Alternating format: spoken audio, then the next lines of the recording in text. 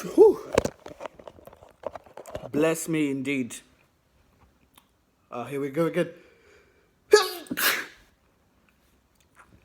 I've got a hay fever, it's a bit mad. Anyway, Black Mirror Season 5, Episode 2 review. I think you may have noticed that my Bala Clava's ripped there. I think it kind of looks better like this, though. Bala Clava, ski mask, what's the difference? Can you ski in a Bala Clava? Or do Bala Clava? You can definitely do Bala Clava stuff in a ski mask, but I don't know if you can ski in a Bala Clava, unless if they're one and the same thing. If you know the difference, please leave it in the comment section, which I know is popping off right now. Anyway, Black Mirror season 5, episode 2 review. This episode, Smithereens. I don't know. It was just alright. It was just like, I wasn't like, it didn't have any moments where I was like jumping out my seat. Like I wasn't like wheeling things back. It was just a typical Black Mirror episode, but I can't really say typical because, as I previously mentioned in my last review, I've not seen that many Black Mirrors, but it was just like, this is commentary on how people are addicted to their phones. That's all it was. Nothing more. What was cool though is the fact that it was set in 2018, which is actually the past, because we're in 2019 now, big man. So normally Black Mirror, the ones I've seen anyway, it's always been like in the future, but this was in the past, and maybe that's just an indication to show that what we think is the past at once upon a time was the future, because we're watching it and there are things in there you're still thinking, oh wait, they can do that, and you think it's common sense, but you're like, oh, actually no, we can do that. So for instance, how they were listening in on phone calls, calling someone in America, and then like just tracing where someone is, who they are, reading the news. Like, it's things which you can do on Google, but it's still somewhat futuristic, and sometimes we don't really contextualize that in day-to-day life. So I thought that it was pretty cool that this episode was set in the past for a show which typically is futuristic, because you know the future is the past. But we've gone past that point already, and I've already made it redundant. Anyway, when it started, I got excited because it's based in London. And I was like, okay, cool, this is cool, I can relate. And this is really odd, but I was paying attention, because I didn't find that episode like super exciting. I was paying attention to really boring detail. You know the cars, the Toyota Prius, the main character was driving, the Uber. I looked at that license plate and went to an Ask MID. So Ask MID is the motor insurance database for British transport. And I actually found that car is actually insured. Like, it's a legit car. That's a legit license plate for that car, and it's being used. I also checked for the police car, and I also checked like for like a van, like in a scene when they're driving on the A road on the way to Heathrow Airport, and you see like another car. I actually checked those license plates, and they are valid, which means they're being used right now. It's not CGI, not that they would ever use CGI for a car, but like I did think, oh, that's cool. So like when they do these things, do they just like go on the street and just like go to Uberman and be like, hey, can we borrow your car to shoot this Black Mirror episode? Or do they go to the police and be like, hey, can we borrow an actual police car to shoot this Black Mirror episode? And because it's not like the cars got like battered or anything, like they were still usable, but they did shoot. This is what's confusing me. They did shoot the glass out, then again, I guess you can always replace windscreen, and they're insured after all. But yeah, so that was interesting.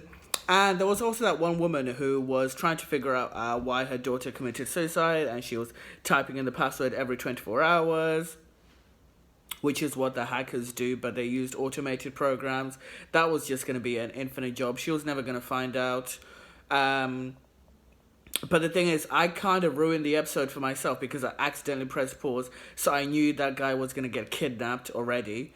And when I was watching it, I couldn't tell whether it was just a really good comedy, or it's just something, or it's just not my sense of humor. Some things were hilarious, like, don't get me wrong, like, for instance, when they found that the guy who was kidnapped was an intern, and he was like, why are you in a suit?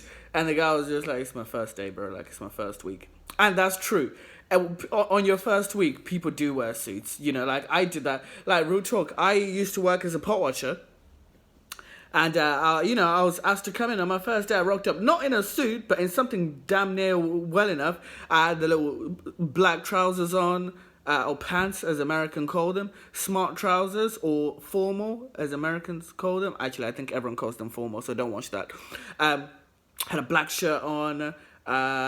Don't think I had a black tie. I don't think I had a bow tie. Okay, I had some trousers and a shirt on, but it was like a suit shirt and suit trousers on, and all I was doing was just pot washing. So it's not unusual for people to turn up in like overly dressed for the first day because they don't know. You know, they don't know. Like to them, it's still part of the interview. So that was just hilarious and just very true. So that was funny. And then the guy was like, oh, I can never tell who's on a gap year. The Uber driver, main character. I can never tell who's on a gap year and who's an intern. You can't. And I also did think they were poking fun of British police because obviously British police don't really roll around with guns. So when he had a gun, like people weren't quite too sure what to do. There was like a delay of the police going to the person. But when all of that happened, people were still calm. And I do feel like that's some commentary on the situation happening in America. Because obviously in America, you know, everyone's strapped. And the British police, they're not all strapped, but some are strapped. So it was like, oh, someone's strapped, as in the guy with the hostage. But there wasn't like massive panic. It was just like, okay, yeah, he's armed. We can deal with this. And she was like, that the main woman from the Fed side, she was like authorizing shots. She was like shot authorized or not authorized. And it was pretty cool. Like it was very formal, almost too formal though. Well, I'll talk about formality in a different segment of this review. But like that was just nice control. I thought that was like that's well executed gun control legislation. I felt. Because in the American situation, I feel like it would have just been a shootout straight away. So yeah, it would have been more likely to have been a shootout straight away because obviously anyone can have not anyone, but like most people have got guns, so like they wouldn't have had to wait for other police to come. The police would have had their gun there and there, and the situation would have been handled in a different way. The snipers, though, the police, they were terrible. They shot 3 times, missed on all occasion. I'm not buying it. Like, I don't like. How did that one bullet just clip him? Do you know why the bullet clipped him? Because you still had half of the episode to go. He was protected by plot armor. I'm sorry, like, if a sniper shoots who's trained, you think they're gonna miss? 3 times. Nah, not buying that. The ending, to talk about the ending I felt was irrelevant. No, sorry, it's in the pre-ending. So as in when my man when they were wrestling for the gun, really badly by the way, like like there wasn't urgency, but yeah, it is what it is. When they were wrestling for the gun and then the gunshot went off and you don't know who died, it's irrelevant. And I think that's the point of the ending. It's like, look, it doesn't matter. What's going to happen is like, people are just going to see it on their phone and then just move on. And that's why it's sad. He was just looking at his phone and he killed his wife. But the other driver happens to be drunk.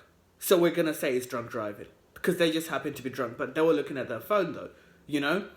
And it is so tragic how many people will lose to phones and notifications whilst driving. And I know he said something like, maybe in your next update, you should have this thing. And I think Apple do have like a do not disturb option. So that was like, like I'm driving option. And I think the message of the episode is that, Yo, have you seen my plant? I don't think you're paying attention. Did you? Yeah, it's lit. Anyway, I think it was just really just an extended advert of like, don't check your phone whilst you're driving, number one. Also, unfortunately, when you do die, at the rate everything is going on. People are just going to look at their phone and they're just going to move on, and that's just an absolute tragic. What else? I checked on IDMB, checked the rating of the episode, 7.6. I don't know. Personally, I'd give it like a 6.6. That's the Bala Clava official rating. It was like, I can see, if it's a 6.6, 6 is over 5, as in the 0.6 is over 5, so technically you can round it up to 7, but by no means can you round it up to 10. That's my logic right there. But like, yeah, it was cool. I think the episode was just saying we're dangerously connected. This is how British police operate with guns. And there are interns wearing expensive suits, which they can't afford. And there are people on significantly higher salaries, but they look like they're on gap years. And the future's in the past. That was the episode. Nothing special. I'm not going to say okay entertainment. It was good entertainment. Actors were sick. That's so. Peace!